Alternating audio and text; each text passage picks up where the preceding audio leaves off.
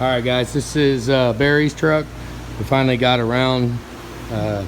We got a moderate game plan here. We are planning right now, as long as if the cylinders check out within, close to spec, we're gonna go ahead and just do a ball hone. And this is the one with the high pressure pump that messed up. We've got, basically right now we're trying to justify doing rings and bearings. Here's like a little bit of oil change. That oil turns like, I don't know what the term is, acidic, alkaline, or whatever the hell.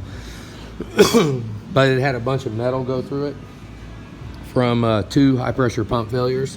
So we're gonna replace the camshaft. We'll go ahead and pull the cam out and replace it. We might, I can feel that ridge right there. Let's see if I can get close to it. No, it just got dark. I can feel a couple of ridges on there, so we might go ahead and polish it. And there's another one right there. Wow, you can't see nothing. All right, whatever. But I figured I would show this before we go tearing it all apart. This is one truck that probably could have benefited from an oil leak. Snowplow definitely could look a lot better. So we're gonna get it in, just put it back together, check all the mains, check everything, cam tunnel, check all that, and then it's gonna be a refresh, rings and bearings. Hopefully, if the cylinders check out, we'll just do a quick ball hone and let her go again. We'll see, barring any failure. So that's the plan. Worst case scenario, we will go ahead and bore it out. From what I had checked with the pistons in, just quick checks, it looked like it was still, we were maybe 5/10/1000ths out, which is, they're still under the maximum bore size. So, but that's right now. And we'll be checking it out once we get it apart. Go ahead and do the ball hone. Since it's real easy, I'll do it in this brake cabinet, just quick freaking ball hone, and then recheck and make sure that the outer round's not too bad, taper's not too bad. Granted, we can make them perfect. We can go ahead and go through it and do it. There's this truck right here. It's got we've got a cost versus benefit type of, I don't know.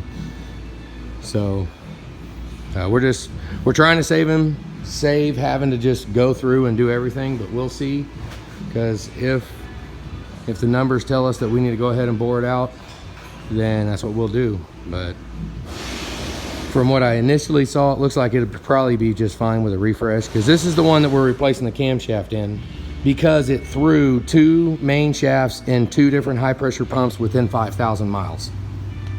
So I checked it. I checked the outer round of the cam gear. I checked the cam gear to be kind of off. And on the indicator, it seemed, it was true. It was within a couple tenths.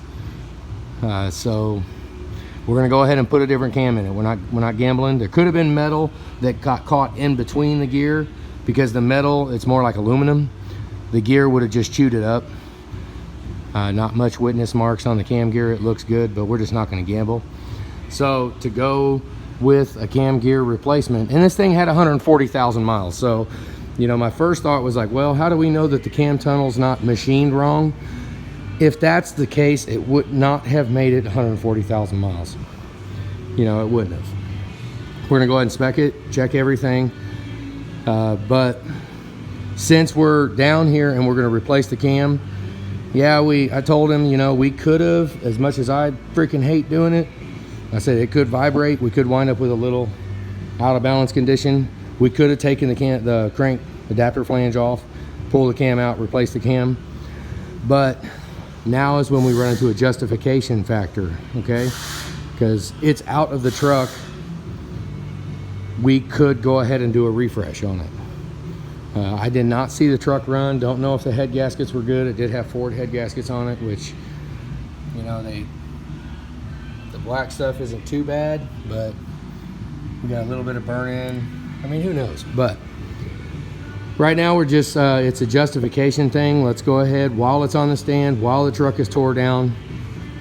Let's go ahead and refresh it, because the cost is not that much more compared to go ahead and refreshing the bearings, refreshing the rings.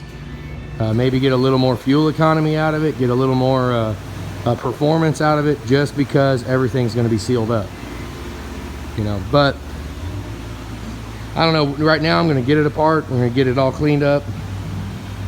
We see any issues, I'll make a video on it, show it. But yeah, there you go, Barry's truck. All right guys, have a good day.